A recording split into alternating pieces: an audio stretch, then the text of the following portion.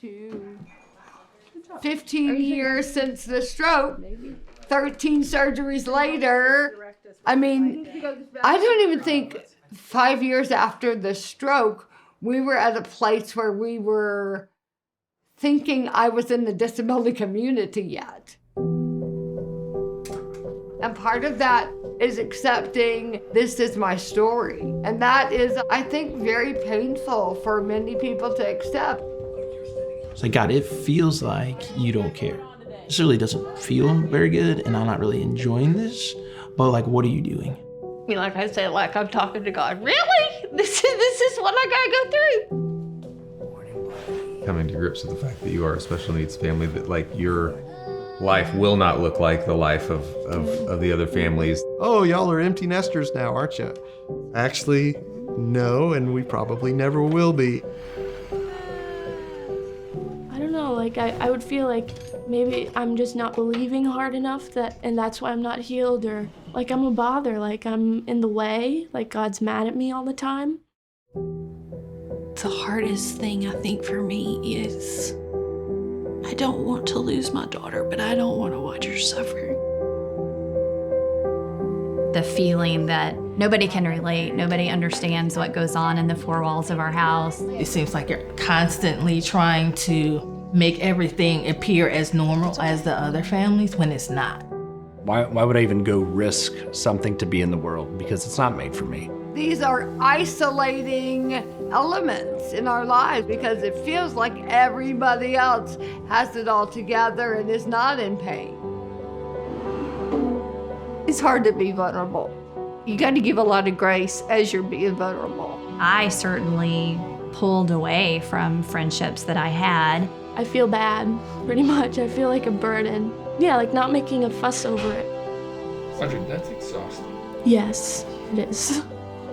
It is. The saying, God won't give you anything you can't handle. Yes, he will, that's the point. But my faith and my trust is so big that I know he's gonna put the tools or the people in place to get us to the next step. That means that I can hold these emotions of grief and sadness. I can hold that intention with this is good. What we feel like is most personal is actually the thing that is the most universal in our stories, which is suffering. And if it's possible to be connected through our suffering, how much more so through our hope? The expectation that they would help train a volunteer or be there, I think Jay and I emerged a bit from the wreckage. Fascinatingly, hope spreads. It's really cool. It continued to just evolve. 2013 was when we had this vision really for this organization. I was in the bathtub and just suddenly was like, Hope Heals. That's what this is. This is Hope Heals. Years later, it evolved to Hope Heals Camp. It was just like all the pieces sort of came together. Whenever we got to the gate and they ask, do y'all want a loud welcome or a quiet welcome? And I'm like, oh my gosh, okay, they totally get it. They know what they're doing. They know my family. I don't think we've ever experienced anything like it. It's just amazing. It's celebrating and loving people. Our kids go and no one looks twice at Mame who's eating with her feet. You can just be you at camp because no one's looking at you. No one's like, how's she gonna do that? For Audrey and I say that it was life-changing. We found our people. I felt like it was the first time I felt like unconditional love. What we are really doing is creating a place where nobody feels alone. There's nothing to be ashamed of, and it's just beautiful. Camp makes me feel like I don't have to fit in, because it shows that no one's normal. You can just be you. Oh, there's not just one or two people like me. There's a lot of people like me.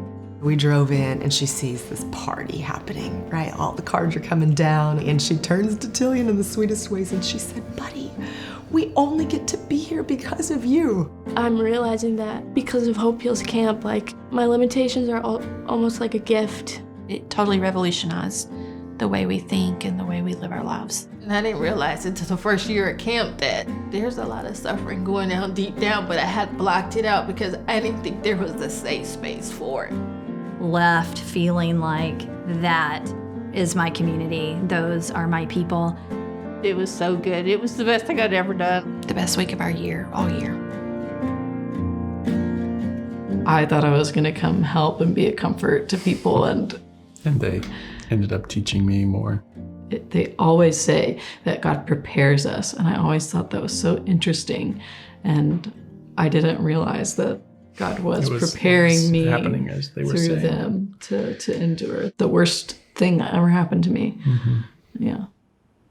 Like, this is probably actually the first time I've drawn since drawing Frank in the hospital. It's like a gift that I get to give them, you know? Like, if your mom's an artist, like, you should be her subject too. I actually have a drawing in the sketchbook, like, from the labor and delivery hospital room, like, and then the next drawing is like him on life support. He was born on November 9th. Really smooth pregnancy, really smooth delivery. We left the hospital a day after he was born, adjusting well. He was baby number 2, so we were like, we got it down. We know what to we know do. what we're doing. We know how to change diapers. 5 minutes on I picked him up and I was like, he's breathing. Is this right? He kind of hadn't eaten all day. He kept falling asleep. I was like, come on, Frank, wake up, Frank. And that's when I could see, like, he just, it was obvious we need to go to the hospital. She said, there's going to be a lot of people in this room and it's going to be scary, but they're all there to help Frank. And she was right. At first they said, he's fighting me. Things were getting worse and worse. Yeah, we didn't hear him crying anymore. And you hear little things like, you prep the paddles and this and this. And They started chest compressions, and then it was clear that we were watching him die.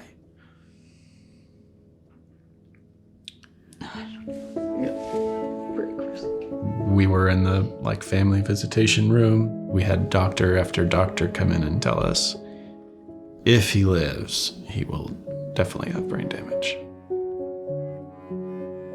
Even that night, we thought of Hope Hill's families. We are filled with grief beyond what we can even imagine, but he's our son, and we'll take care of him. as long as he lives. As long as he lives. And we just knew it because of camp, because of those families. The first people I wanted to tell were like family, closest friends, and camp friends. They know the prayers that we need. It was like we would remind each other of that, like one foot in front of the other. All those people. We know a lot of people who had put one foot in front of the other until they got to the dance party. It was like this beacon of hope, like we will get to the dance party at camp, which is to say, like, one day we'll get to heaven.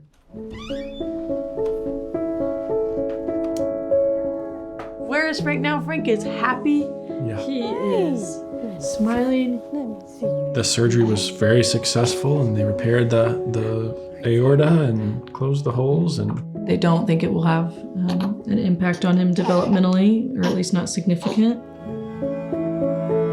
Remembering that when we first packed up and went, I remember thinking, why are we doing this? Like, even though I was so excited, I was like, why am I so compelled to drive across the country and go to this camp? Seemingly random. No connections to it. I remember sitting there in the hospital holding Frank and knowing, oh, like, this is why. This is why.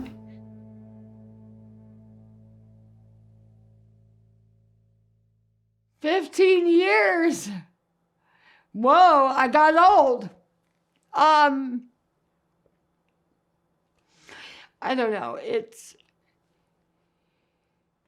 I wish I could tie it up with a pretty little bow, but I can't. You know, I'd love to say I've hit every goal in my plans, but that would be so ridiculous. I'm showing up for this story 15 years later. But it's complicated. It's been very hard, very painful, and so many joyous moments and so many awful moments. And that's probably actually how life is, isn't it? What are we gonna do with what we do have in the story?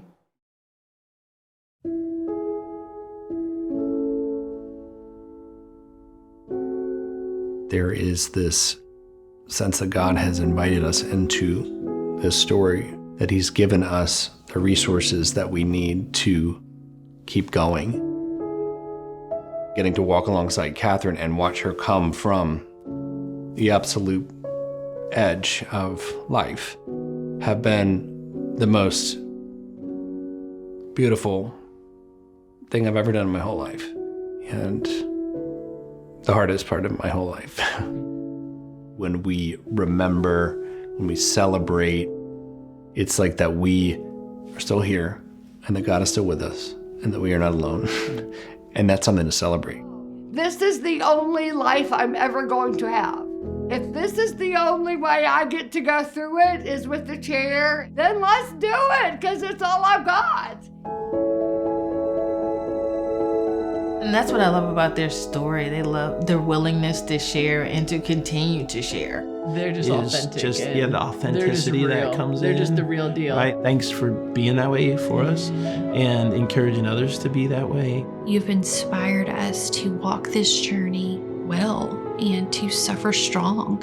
Thank you for the hope you've given all these people who have come to camp. I can't imagine what our life would be like without you guys and all the stuff that you've gone through and allowed us to glean from. Well done, good and faithful servants. I guess I just want to say how grateful I am for their lives and just how their lives have changed mine. I don't know where I'd be if I hadn't heard about them. So thank you, Katherine and Jay.